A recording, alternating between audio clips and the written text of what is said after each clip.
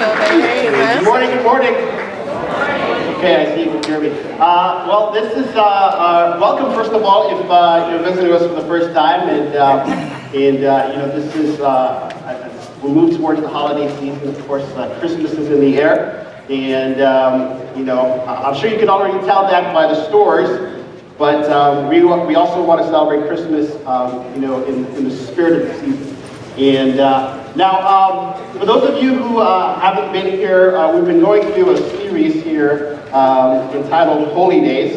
Let's see if we can get that up. But we've been, as we are entering our holy days or holidays, we've been looking back at some of the holy days that basically God instituted among His people back in ancient Israel, okay? And he used those things to basically teach them. He used those feasts and festivals and these special days to train his people how to think, how to feel.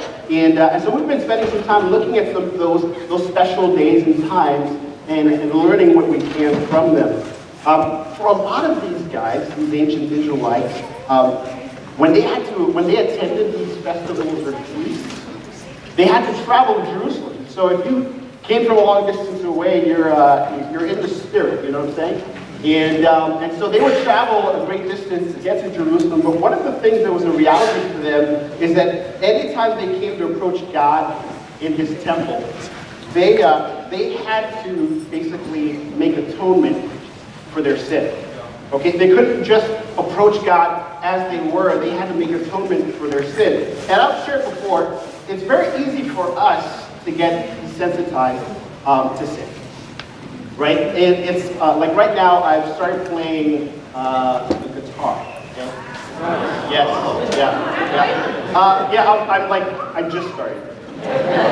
I'm not about to do a guitar solo anytime soon.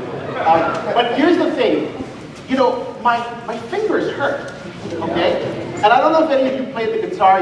Then you understand what I'm talking about.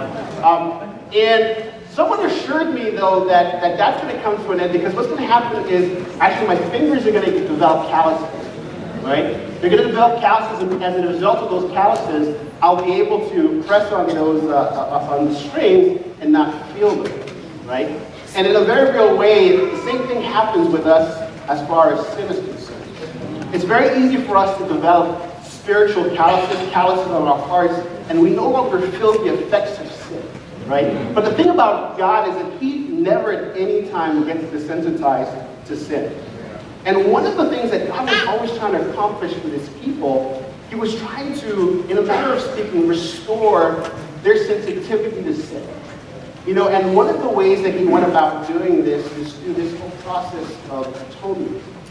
You know, the thing about atonement is that it required a sacrifice, right? And so every time when you were going before God and you had to do this, to go through this process of atonement, you had to bring a sacrifice with you. And and so atonement was something that was costly, right? And it wasn't like, and this was actually, it was oftentimes a sacrifice of animal, okay? And you couldn't just go and pick like the scraggiest looking animal in your flock. You know, it had to be, you couldn't take an animal that was blemished in any way, that was sick or injured in any fashion. It had to be an animal that was in good health, you know. And so it would cost them something in order for them to deal with their sin before God, right? And then the other thing about it too, it was also actually very, okay? Let's look at this scripture here in Leviticus chapter 17. It says, for the life of a creature is in the blood, and I have given it to you to make atonement for yourselves on the altar. It is the blood that makes atonement for one's life. Now, the process that someone would have to go through is this. You know, imagine if you were an ancient Israelite, right? And you would bring your whatever, ox, lamb, or some animal with you, and you would go to the priest, and then you would put your hand on this animal. Right? And this animal then will be accepted as a substitute for you. But here's the thing that was crazy about it, is that you then were the one who had to slay the animal. Right? And I would imagine that it was very hard to do that without your hands getting some blood, right? And so God was trying to help his people understand that the consequence of sin is very high, that it costs the life of someone. And so, it's hard for us 21st century people to understand all this as we look back at it, right? But God was doing more than just teaching these guys that sin is costly. There was something else he was doing. He was foreshadowing something. And for us to really appreciate it, we've got to look through the eyes of someone who lived in that time. We've got to look through the eyes of someone who this would have been something that he would have done as part of his life. And so, but not only just that, we're going to look through the eyes of someone who also walked with Jesus, okay? Who was there in Jesus' ministry, who saw the things that Jesus did. And in fact, we're going to look through the eyes of someone who, of all of the apostles, he was the only apostle who was actually there when Jesus himself was crucified. He was the only apostle who actually saw the whole thing through. I'm talking here about the apostle John. And as he reflected many years later, writing his thoughts about all this, what he saw Jesus do, as he thought about the resurrection and what he saw after the fact, and he put it all together in his mind, here's what he had to say about this whole thing. In 1 John, it says, this is love. Not that we love God, but that he loved us and sent his son as an atoning sacrifice for our sins. So there was a thing that God was doing with these animals beforehand, but the ultimate fulfillment of it, the culmination of it, is something that he did with his son. Right? And the Apostle John looked at it and he said, you know what? When I survey all this and I think about it all, I realize that this was an act of love from God's part. And not only from God, but also from Jesus, because in other parts of the Bible, we read that Jesus did this voluntarily. And we're also told that he did this to accomplish what the blood of bulls and goats and all these animals couldn't accomplish, but only the blood of the Son of God could. Now, it's hard to understand how these things could be so, but, I realize the best way I can explain it and how it sort of works is by talking about this word called vicarious, okay? Now, I didn't really think much or know much about that word until I got into the insurance industry. And I worked in the insurance industry for like 10 years. And one of the concepts I had to get familiar with very early on was this term called vicarious liability. Okay? It's a legal insurance term, and essentially what it means is that because of a close relationship, like an employer-employee relationship, the employer could be held liable for the actions of the employee. Okay? So how does that play out? Well, we've all ordered pizza before, and some places, I don't know if it's a thing nowadays, but there was a time where pizza places would say 30 minutes or it's free, right? But now, see, that's great for us, right? But they don't want to get free pizza, right? And so there's a lot of pressure on the employees to be sure that they got that pizza to your house before it was free. But what would happen is, people would speed, people would go through red lights, and accidents started to happen, and these pizza places would get sued because of the actions of their employee in the course of doing their business. And so that idea, that you can be responsible for something that someone else does, this idea of vicarious liability. We have vicarious connection with anything that we're closely identified with. I'm closely identified with my kids. I have a vicarious connection with them. We were at this past Monday, actually. I took the girls to swimming. And I was with my daughter, and I'm sitting down, and she's in her swimming class, and there's a bit of a commotion. I'm not sure what exactly is happening. I started hearing people like, get out of the pool, get out of the pool. I don't quite know what's going on. And then I'm looking around, and I go back to my computer, and then I see them all, like everybody's exiting. And I'm like, what's happening? And my daughter walks up to me, and she's like, I threw up 3 times in the pool. I started to put 2 and 2 together, what all the commotion was about. But then, her teacher came over, she's like, yes, she's the one who was sick. You guys can leave early, And I was like, I don't think that was a suggestion, And so we're leaving, right? And we're doing this, this walk of shame. Right? You know, because everyone's out of the pool, and somehow they seem to all know, or maybe it's just my perception, they seem to all know that we have, you know, we're responsible. We're leaving, and we look back, and they're still cleaning the pool. The new classes have come in, and all that stuff. I went home, and I was telling my wife about it. Now, she wasn't there. But as I was telling her, I could see her in her eyes. She said, oh. And then she said, you know what, maybe we should just kind of skip the next session, right? You know? And so my wife wasn't there, but because she closely identifies with us, vicariously she was feeling it. You know, but of course this also works on the positive end. Vicariously we can experience great things through other people, right? It's kind of why parents, you know, you've heard that term, are living vicariously through their children. You know, maybe you were good at, you know, your sport or your instrument or whatever, but you weren't that good. You know, and you look at your boy that chipped off the old block, and you know he's destined for greatness, right? And you start, and you're experiencing your life in a manner of speaking through them and through their achievements, right? You know, and so it's not just our children though, but we can experience vicariously good things through other things. I remember in 1996, I was, this was in Canada, and there was a sprinter. His name was Donovan Bailey. Is Donovan Bailey. And in 1996, he won 100 meters, basically the world's fastest man, and set a world record in Atlanta. And it was also an Olympic record, because it was the Olympics. But you should have seen the celebration in my parents' living room. Like we were all cheering, you know. And here's the thing, though. It was like the entire country was elated, right? And for perspective, in 1988, the same thing had happened, but then the guy who had done it had been doping. And it came out very shortly after. And so when Donovan Bailey did this, it was like vindication, you know. We were so excited, right? And but here's the thing, you know, we're all so excited, but we didn't run the race, right? Only one Canadian ran that race. Only one Canadian won that race. But all the Canadians were celebrating. You get what I'm saying? And so vicariously through him, because we identified with him, we won. You know, see, none of the other countries who were in that race were celebrating, right? He set a world record. He did something that no one else in the world at that time had done. He had the fastest time ever for the 100 meters.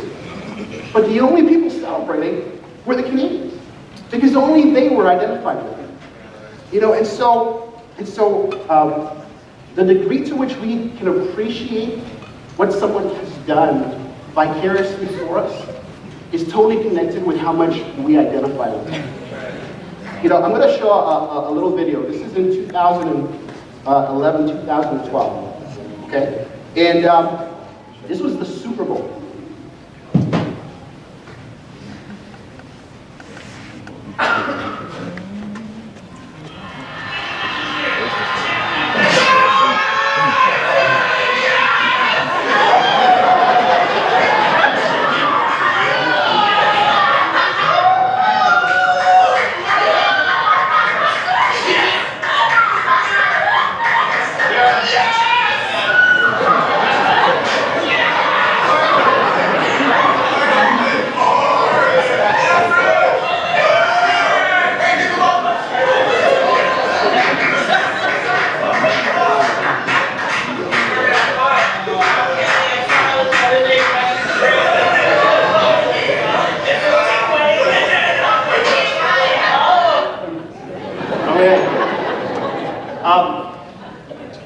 That guy was happy.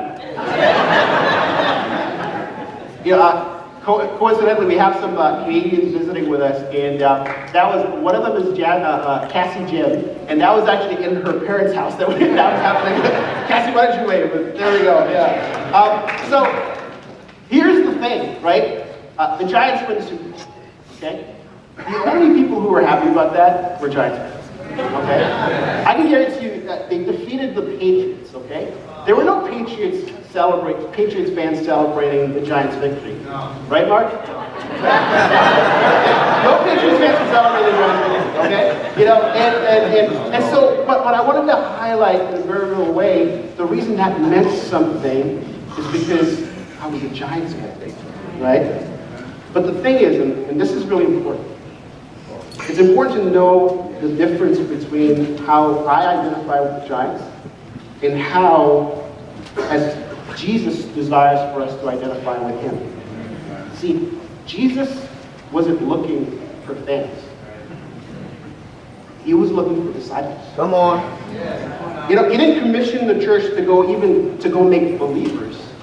He sent the church out, he said, go make disciples. You know, you identify with Jesus when we can honestly say that, hey, I'm a disciple of Jesus. Right? Here's what Jesus had to say. Here's Jesus in Luke 14. It says, or suppose a king is about to go to war against another king. Won't he first sit down and consider whether he's able with 10,000 men to oppose the one coming against him with 20,000? If he's not able, that king with the lesser amount of troops can't take the king that has the greater amount of troops. Here's what he should do. It says if he's not able, he will send a delegation while the other is still a long way off and will ask for terms of peace. In the same way, those of you who do not give up everything you have cannot be my disciple. You know, terms of peace with Jesus. Identifying with Jesus, what he says is, hey, you just got to give up everything, right? You know, those people in the Old Testament with that animal, how they identified with it is they put their hand on the animal, and it was going to represent them, right? Jesus, hey, how do you identify with me? You've got to give up everything and surrender to me. You know, have you surrendered to Jesus? Who is it that controls your life? When you make decisions, what are the things that you use to make those decisions? You know, what influences why you do what you do? What influences where you go or where you won't go? What influences your attitudes and your thoughts on things? Who's the boss? Are you surrendered to Jesus or not? You know, I want to read the Apostle Paul and what he had to say on this. All right. Okay. He says this. He says, I have been crucified with Christ, and I no longer live. Okay. He was so identified with Christ, he says, I'm gone. I no longer live, but Christ lives in me. He says, the life I now live in the body, I live by faith in the Son of God, who loved me and gave himself for me. I remember once I was getting some advice on something, and someone said to me, hey, you know what? You gotta think of yourself. And I remember I was like, wait, that goes contrary to everything I've ever heard about Jesus and following him, right? That's not the advice I needed to hear. I have no problem thinking of myself. I think about myself all the time. Like, it's the easiest thing to do. I always know what I need. I always know what I want. Like, thinking about myself, I don't need someone to tell me, just think of yourself. Actually, what I need is someone to tell me to not think of myself. Yeah. Right? What I need is someone to tell me, hey, stop thinking of yourself and think of Jesus. Right? What I need is someone to tell me, hey, think of Jesus and how he would want for you to respond in this situation. Who he would want for you to be in this situation.